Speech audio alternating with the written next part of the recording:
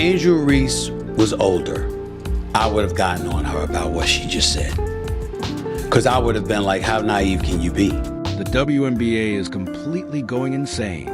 On the most recent comedy show, Angel Reese announced that she would depose Caitlin Clark, as if the living legend would be overthrown by someone who has been preoccupied with pretending to be hurt and crying over on-screen drama. Oh, and don't forget about her complaining about her pay being below par. Angels has been officially deluded. Angel Reese is a wonderful player, but she does not compare to what and who Caitlin Clark is when she's on the basketball floor. Plain and simple. It's genuinely absurd. How does she believe she has what it takes to outperform Clark, the player who makes history every season? Reese has only mastered making fun of herself. But who knows? Maybe she's winning awards for being pathetic. Before Reese talks about taking over the WNBA, she might want to check her reputation first. Shifting coaches won't make her the highlight. She needs to change her attitude first.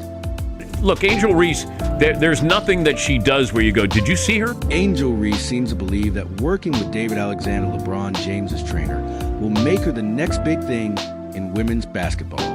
Yes, it seems like working with one of the best trainers in the world will make her superhuman and ready to dethrone Caitlin Clark. However, while Reese is out there doing whatever it is that involves perfecting her general movement patterns, Caitlin Clark is busy actually improving her shooting and playmaking.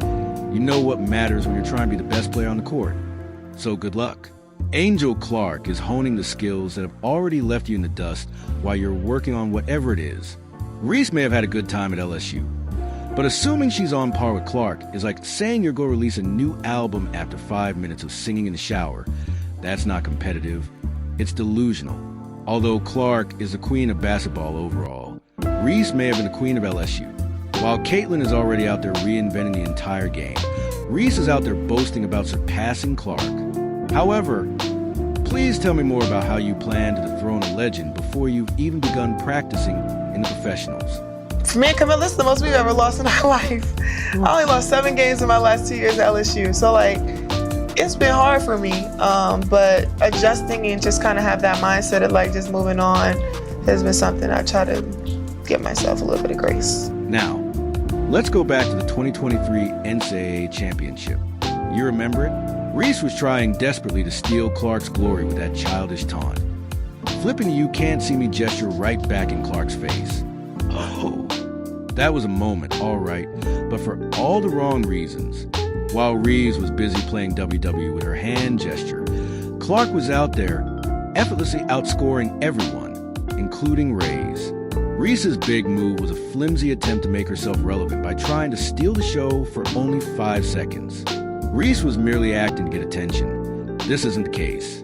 There is no one like Caitlin Clark in the history of the WNBA. Speaking of statistics, let's say that Reese's WNBA debut was unimpressive. Caitlin Clark, on the other hand, lights up the league with an average of 19.2 points per game and racks up assists as if she's been playing for years. In contrast, Reese scores 13.6 points per game, which is nearly 6 points less than Clark, in case anyone missed it. Oh, and don't forget that Clark led all rookies and contributed 8.4 assists per game. What was Reese doing? She was still learning how to consistently make shots, but she gave it her all. Now, let's move on to the Rookie of the Year award. Reese only made it to the finals, which sounds like a participation trophy at this point.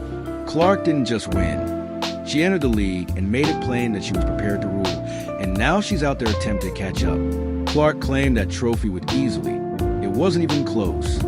Still ask you about Rookie of the Year. Yeah. What is your stance on that? So my whole thing was when I got drafted, number 7. So I'm like, cool. The pressure is not even on me because I'm drafted 7, so the pressure shouldn't be up there. So I'm like, all right, cool, I could just hoop.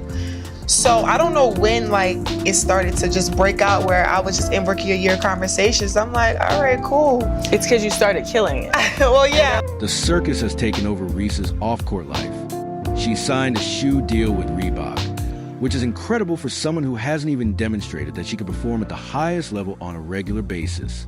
Let's celebrate that while Clark is out and changing the game with every move she makes. Reese, on the other hand, is busy posting about her lifestyle on Instagram, which is cute and all, but if you think that will help you beat Clark, then good luck. If I were you, though, I would start concentrating on basketball rather than the amount of likes you're receiving on your posts. But let's talk about money because Reese loves to talk about it.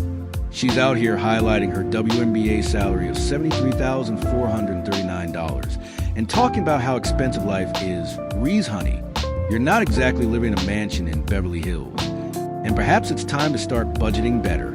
In the meantime, Clark is managing her business with an eye toward the game and is obviously not concerned with the price of a Starbucks latte.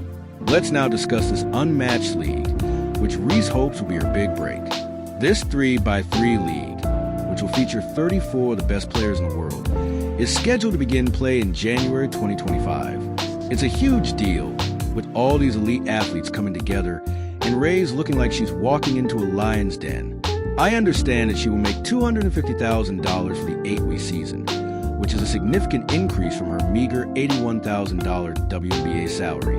But the problem is that she will be competing against players who are completely different from her.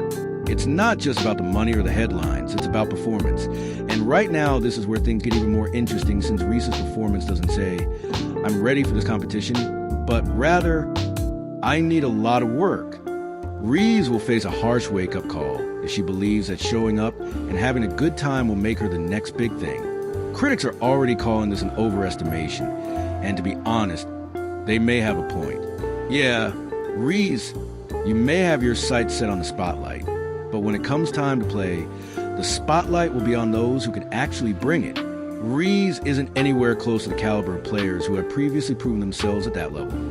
So even if she might get publicity, she could also get exposed since there's no hiding when you're up against the best. This league is going to be entertaining and full of top-tier quality, and this league might reveal how much behind Reese is from Clark, and perhaps even show how far she still has to go before she is on the same playing field if she doesn't improve. So I think it's really just the fans, her fans, the Iowa fans, now the Indiana fans that are like, they ride for her. And I respect that respectfully, but sometimes it's very disrespectful. I think there's a lot of racism. And this is a reality check. When it comes to professional basketball, if you want to challenge the greatest, you better have the skill to support it right now.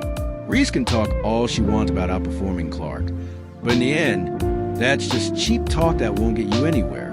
Reese's mouth is doing more work than her game. She's got all these bold claims, but the problem is she doesn't have the skills to turn them into reality. Clark has already proven she's a real deal, and Reese is still stuck in the aisle. Get there someday phase. And let's not ignore the fact that while Reese is training with one of the best in the business, Clark is still out there. They're grinding away, putting the work that counts. You can't buy your way into being the best. You can't just train with the top trainer and expect to suddenly be able to take down a legend. It takes years of dedication, consistent effort, and most importantly, talent. While Reese is busy getting coached up on her general movement patterns, Clark is making history every time she steps on the court. So when Reese says she's going to dethrone Clark, well, let's just say the only thing she's going to be dethroning as herself from reality, this unrivaled league. Yeah, it's a great opportunity for Reese to get some exposure. But let's be real, it could also be the place where the gap between her and Clark becomes even more painfully obvious. Talking about taking over is simple when no one is truly challenging you. But when you face real elite competition, things get difficult. At this point, Ari is still far below Clark's level.